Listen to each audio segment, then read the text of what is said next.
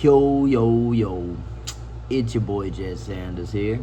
And UFC 330 just happened with Ian Gary and Makachev and many other fights. Mackenzie Dern and Jillian Robertson. Jalen Turner had a pretty cool thing happen. And if y'all seeing my ears all wrapped up, last episode I told y'all I had to go get them drained. Well, that was the worst fucking thing I've ever gone through. Yeah, now I got stitches on my ears. And yeah, I'm just gonna have to work on not yanking my head out of headlocks and being more cautious when I'm rolling. So it is what it is. It's normal. So but that was horrible, bro. Horrible. But I'm alive, I'm here. I still made it to the fights. Got to watch the fights. So the first fight that I watched, I actually watched the fight before Charles Johnson, but I ain't really take no notes or nothing, so I ain't gonna talk about it. I ain't even gonna waste my time on it, bro. So first fight we had was our boy Stinkmeaner, aka Charles Johnson, pulling off the comeback victory against what's his name? What's this dude? Eduardo Chaplin, bro. Now this dude, Eduardo, he was actually winning the first fight, or the first round and second round, in my opinion. And in that first round, he got a point deducted for an eye poke and then an illegal knee. So when he landed the eye poke, he also landed a punch at the same, like literally, boom, boom. And so the ref didn't see it, and so everybody thought it was just a punch. And then bro fell down or something, and then he landed a knee on Charles while he was on the ground. So the ref saw that, and so immediately they replayed it, showed that shit, and he was like, oh man, he got away with a couple. We got away with that other thing. So he went ahead and deducted the point from him, and that kind of leveled it out a little bit, right? And then in the second round, like I said, they come out. This dude, he kind of putting it on Charles, bro. He's stumbling him around. Had homeboy rocked all around, bro. But near the end of the round, Charles kind of starts to come back a little bit. You know, I think Chaplin starts to run out of steam. And then in the third round, man, this is when Stinkmeaner comes out, and he's pouring it on. He's turning it up. He don't give a fuck. And they end up on the ground, bro. Oh, he hurts Chaplin with a body kick, bro. And once he gets down, he fucking, like, they rolling around, bro. Johnson's got his back and shit. And then homeboy tries to turn, and when he turns, Johnson gets him in a Scottish twister. I think that's what they were calling it, in the third round, bro. And so not only did he come back with a big win, he came back with a finish. And, you know, those are the best feelings right there, is when you're losing and you come back to win. So shouts out to Charles Johnson, our boy Stinkmeaner. We love this dude. If y'all don't know, Jed Sanders fucks with Charles Johnson, because this dude Stinkmeaner, man, I don't care what anyone says, this dude, he comes to fight, bro. Even if he losing in the first half, he'll come back. Next up, we had Joel Alvarez versus Chidi Njokuani. Yeah, that's right. So, look, this fight was very slow-paced, but they were throwing, all right? That's the thing, is they were throwing, but, man, those dudes, they fought very straight up, not much movement, kind of, like I said, a very slow pace, but Chidi was doing just a little more than Joel was throughout the fight. It started out, Joel kind of had the lead in the first, and then as it just went on, homie just kind of lost control, and Chidi was mixing it up very well, high-low, throwing body kicks and leg kicks, you know. He was just mixing it up very well, and so, like I said, there's not much to go off on this one, because it was very slow paced, but it was a very technical fight. Yeah. So Good shit for Chidi. Next up, we had Esteban Ribovic battering Edson Barbosa in the first round, and then eventually getting a standing TKO in the second. Man, so immediately once this fight started, this dude Esteban just came out just swinging heavy hands at fucking Edson Barbosa, and you know Edson Barbosa, this was his last fight. He was gonna retire anyways, but Esteban, man, he sent him out with the worst retirement package I feel like any fighter has gotten in a while. Most of the fighters that they get to retire, they don't go out this bad, man. His fucking knee or his shin was like cut open, and like homeboy's face was busted up. And yeah, dude, it was sad, man. It's sad, bro, because you know you think of Edson Barbosa when you see that like the highlight kicks and shit. Like, if you just, I don't know about y'all, but when I'm cleaning, I got like the best knockouts and shit, and that same kick, y'all know exactly what kick I'm talking about from Edson Barbosa, always playing, bro. So like, you know, that sucks, bro. But that's the fight game. It is what it is. He retires from MMA, and he had a good career, and he was around for a long time. But shit's tough. Next up, we had Dustin Stoltzfus pulling off the upset by getting a second round,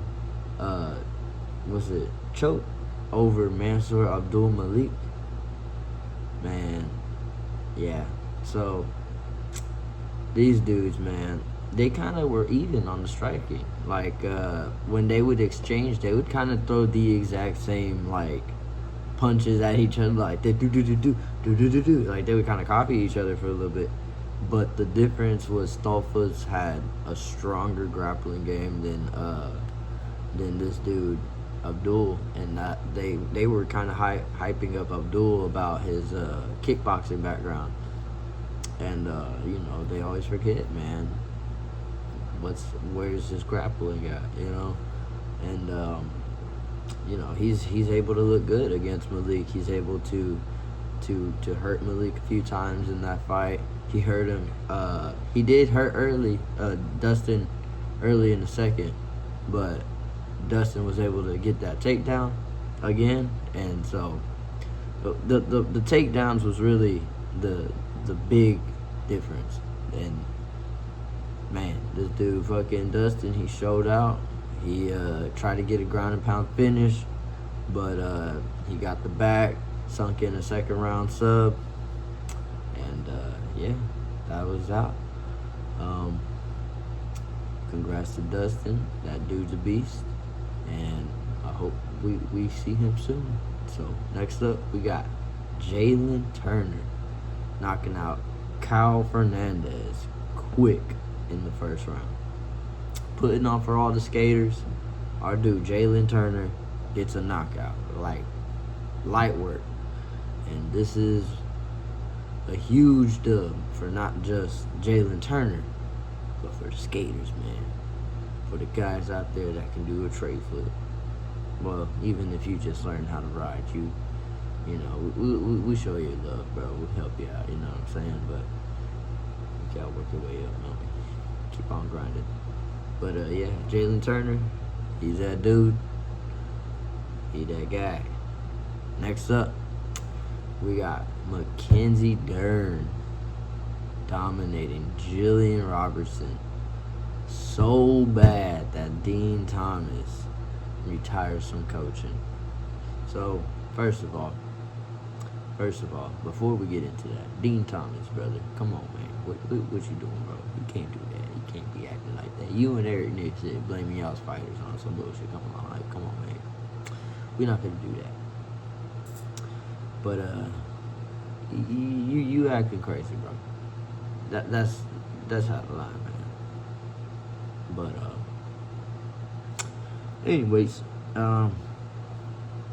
Mackenzie Dern made Jillian Robertson eat her words about her BJJ skills.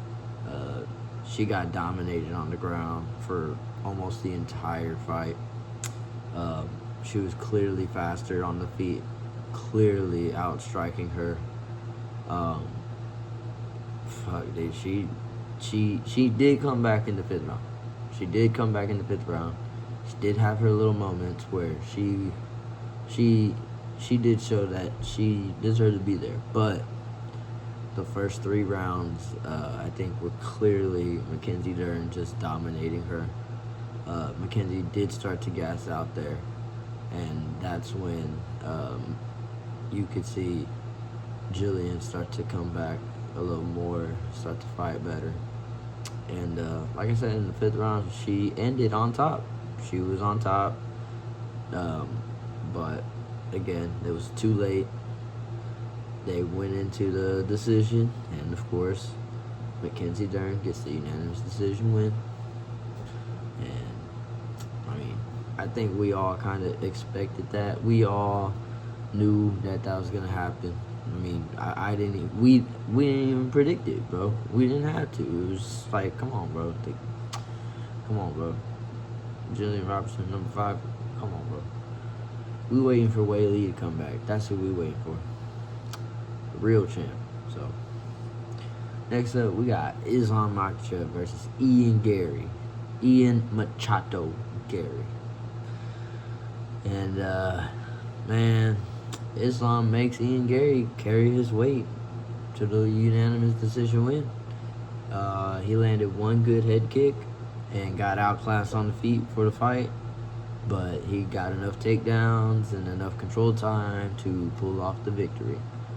I was rooting for Islam, and I was expecting Islam to win, but man, this dude Garry was piecing him up. In I think the 3rd and the 4th round, he started to kind of light up Islam. But, you know, the wrestling of Islam, and again, that head kick was kind of the highlight of the entire fight. There wasn't much that happened there, other than, you know, again, homie trying to get Garry down the entire time. But he did get him down a few times, but he wasn't really getting away with much. So it was a good showing for Garry, because he showed that he could hang in there. He was, again, outstriking Islam. He was putting it on him. He was, but he was too respectful, too huggy. He kept giving Islam hugs and was trying to make this too friendly. And you know, even Islam was like, "Bro, we trying to fight. Like it's enough, man." But he's a weird dude. He's a strange guy. He feels like he needs to give you hugs in the middle of the fight to show you that he's I don't know. I guess he respects you, but he's also trying to fight you. But I think because he made that mistake, he couldn't go for the finish, which I think he should have. I think he could have. And as somebody that was going for Islam, he had opportunities to finish the fight. But Islam's grappling is just much stronger than Garry's will. So Islam pulls off the victory, remains the welterweight champion, and says that he wants to fight Carlos Prates. So we'll see what happens. I'm excited to see what's next for this dude, man. I think he'll really struggle with Islam, with Prates. I think he'll have a lot harder time with a striker who has power. And since that fight, I am sure that he has been working on his grappling. He needs to, especially fighting someone like Islam. So, but yeah, they also announced a few fights. Who was it, man? I'm pretty baked right now, man. So, Merab versus Petr Yan, and Movsar versus Volkanovski. So for Yan versus Merab, I'm gonna say I think I got Yan on this one. I went for Merab, but I thought Merab would win the first fight. Or not the first fight, the second fight. He won the first fight, lost the second fight, and now they're having a trilogy fight.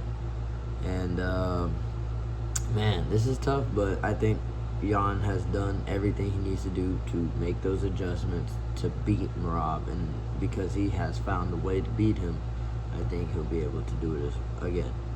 And then with Volkanovski versus Movsar, I think Movsar might win the decision there. I'm a root for Volk, but because of Movsar and yeah, those Evs, we know how those go. It could be like Volk outstrikes him and everything, but like homeboy had more up against the cage and stuff. So, but you never know, man. You never know. But that's it. That's all. Y'all like and subscribe. Don't forget to leave a comment. Oh yeah, I gotta let my stitches heal up. So it is what it is, man. But until next time, y'all keep bucket with y'all boy.